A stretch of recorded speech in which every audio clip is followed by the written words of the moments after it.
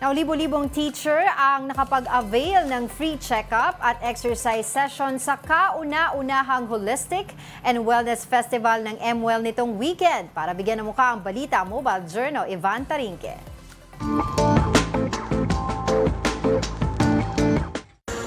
Mahirap mag-isang guro, hectic ang schedule, kaya minsan napapabayaan nila ang kanilang kalusugan. Kaya naman dinaos ng MWell ang kauna-unahang Holistic Health and Wellness Festival para sa mga guro nitong weekend. Napuno ang Inari Sports Arena ng mga game na game at ready to relax na mga guro nitong linggo.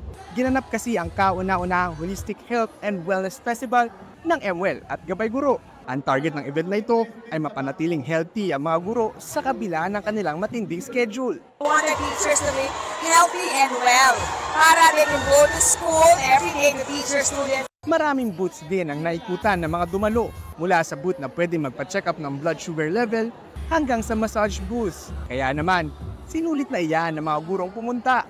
Minsan na lang daw kasi sila makapag-relax. Nakapag-relax naman, ito ay malaking bagay para sa amin dahil kahit paano, kahit isang araw, wala kami iniisip tungkol sa school.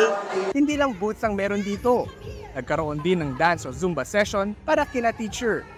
Kaya naman, enjoy na enjoy at nabawasan ang stress mula sa trabaho. Minsan, sa sobrang hectic ng trabaho, nakakalimutan na nating alagaan ang ating sarili.